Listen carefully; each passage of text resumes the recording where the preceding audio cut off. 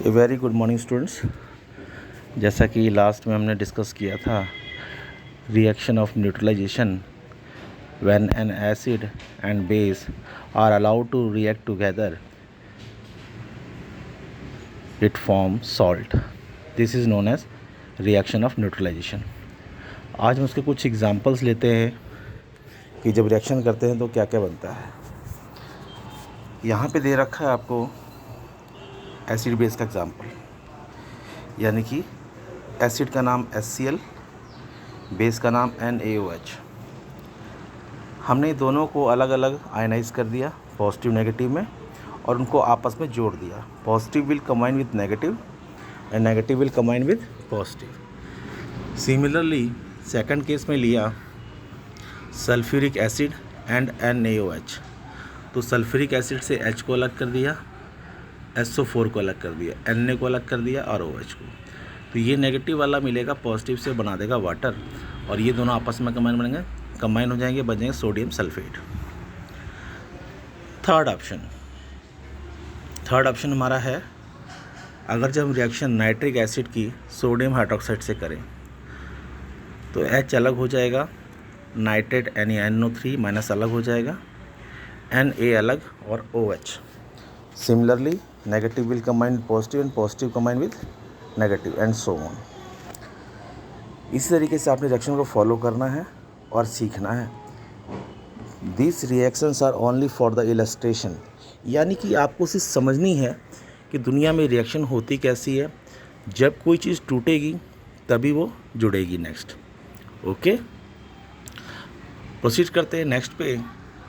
तो यहाँ फिर से आपको रिएक्शन दे रखी हैं NaO, Na2O। तो आप देखिए, ध्यान से देखो कि Na जो है हमारा मेटल है और ये O जो है ऑक्सीजन यानी गैस है।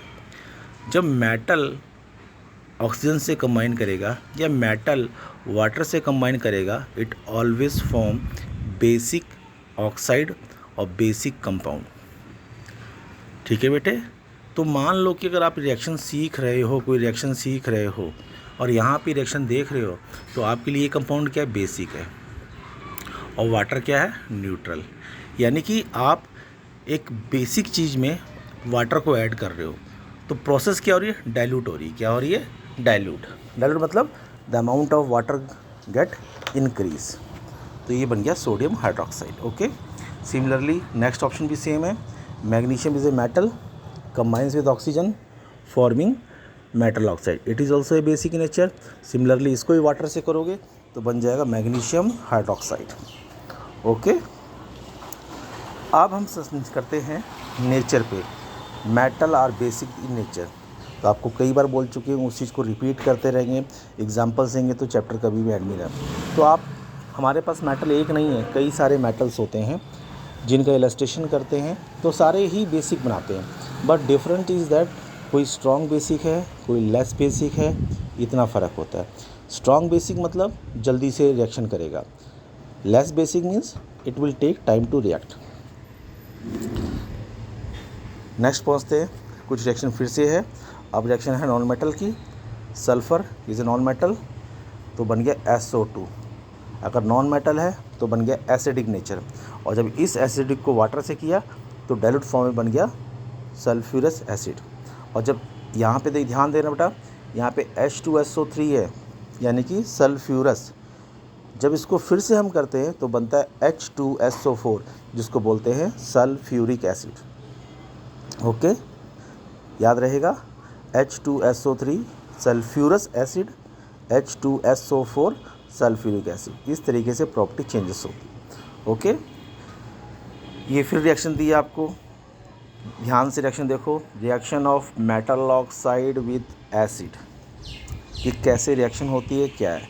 तो आपको ये मॉलिक्यूलर फॉर्म में रिएक्शन दे रखी है, यानी रिएक्शन फॉर्म में नहीं है, आपको एक स्टैंडर्ड फार्मूले में देखा इन वर्ड्स में।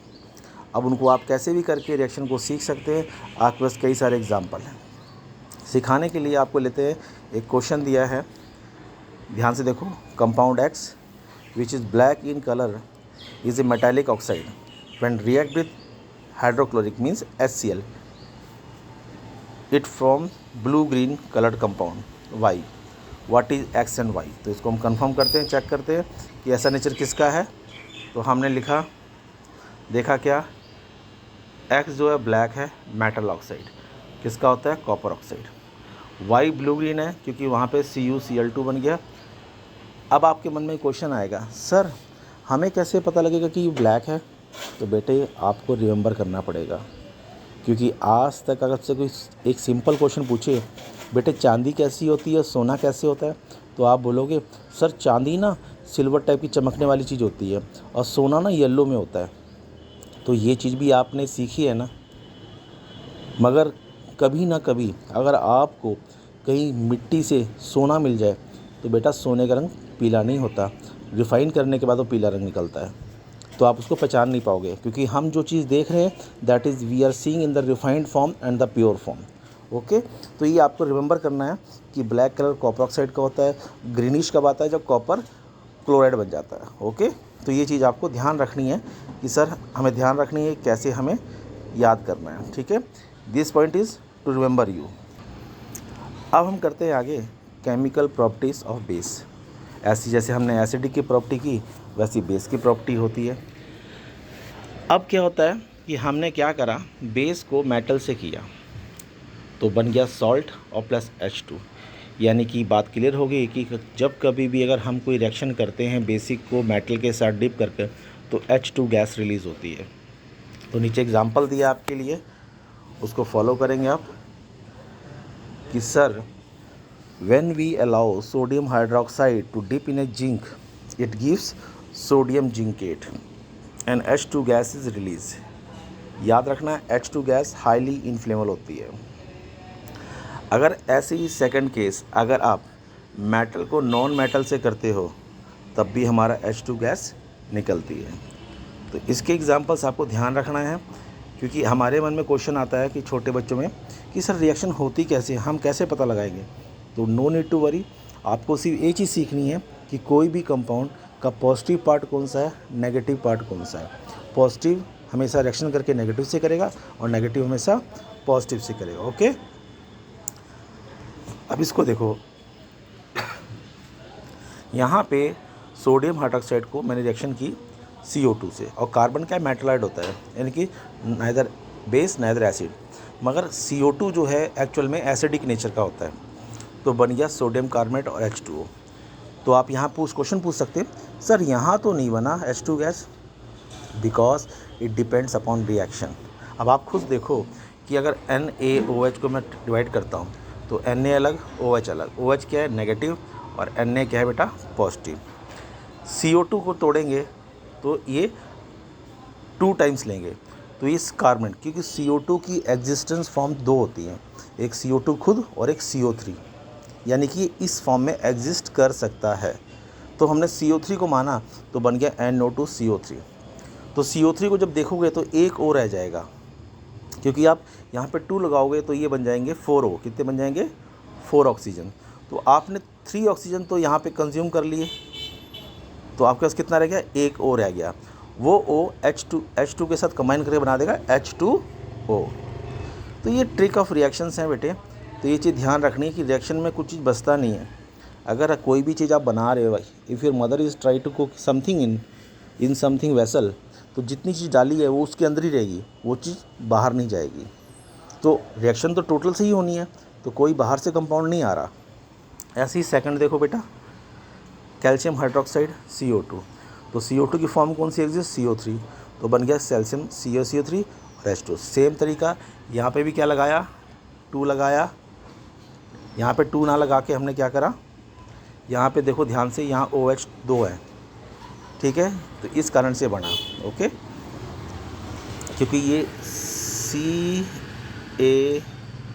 CaOH ट्वाइस टूट कर बनेगा CaO प्लस H2O।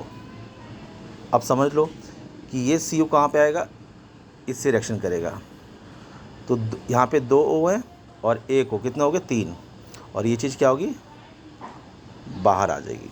ओके, तो ये चीज़ों को ध्यान रखना है। इसका मैंने एक्सपेरिमेंटल प्रूफ भी दे रखा है कि एक्सपेरिमेंट करके दिखाओगे तो कैसे दिखाओगे। तो नीचे आप प्रॉपर्टी को फॉलो कर सकते हो और कुछ रिएक्शंस हैं, ठीक है।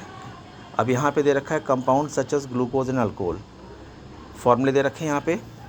Also contain hydrogen but are not categorise acid, ठीक है। ये जरूरी नहीं कि दुनिया में हर चीज़ एसिड और बेस होता है, कई बार वो चीज़ होती भी नहीं है, ठीक है। दूसरा दे रखा है why do HCl show acidic properties in aqueous solution while solution of compound like alcohol and glucose do not show acidic property. बेटे यहाँ पे हम कम्प्लीटली ये नहीं बोल सकते कि अल्कोहल एसिडिक नहीं होता, अल्कोहल भी एसिडिक होता है but taken in excess amount. तो हम 10th के बेस पे तो परफॉर्म करके हम दिखा सकते हैं कि हाँ भाई ऐसा क्यों होता है, ठीक है बेटे।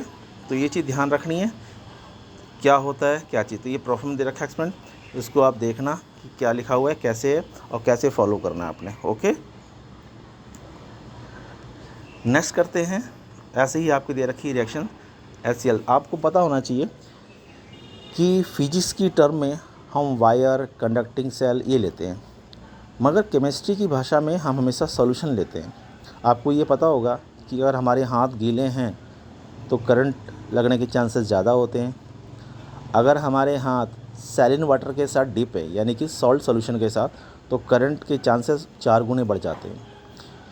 ऐसा क्यों? Because when we talk about solution the ions are responsible to produce current. जैसे H2O है तो OH नेगेटिव अलग हो गया, H पॉजिटिव, तो ये आयंस हैं और आयंस कंडक्टिविटी को बढ़ाते हैं। ऐसे अगर सॉल्ट सॉल्यूशन है तो Na पॉजिटिव हो गया, Cl नेगेटिव हो गया, H पॉजिटिव हो गया, OH नेगेटिव। तो these are the responsible factor for producing current, यानी करंट की स्पीड को बढ़ाने के फैक्टर रेस्पॉन्सिबल हैं। तो मैं उम्मीद करता हूँ कि आप इन टॉपिक को पढ़ोगे बेटे और समझने की कोशिश करोगे, ठीक है। तो इससे क्या होगा, आपको रिलैक्स मिलेगा और फिर इसी पार्ट से आपका नेक्स्ट लेक्चर कंटिन्यू किया जाएगा, ओके। यहाँ से ध्यान रखना कि आपका नेक्स्ट लेक्चर यहाँ से फिर से कंटिन्यू है आयनाइजेशन ऑफ एसिड। इसका मतलब होता है कि एक एसिड जो है कैसे टूटता है, how acid ionise into ions, okay. So I hope कि आप लोग तैयारी करेंगे और इसको फॉलो करके प्रिपेयर करेंगे और try to write in fair notebook, जिससे कि आपके नोट्स ही बन जाएं और आप तैयारी भी अच्छी कर सको। थैंक यू बेटे।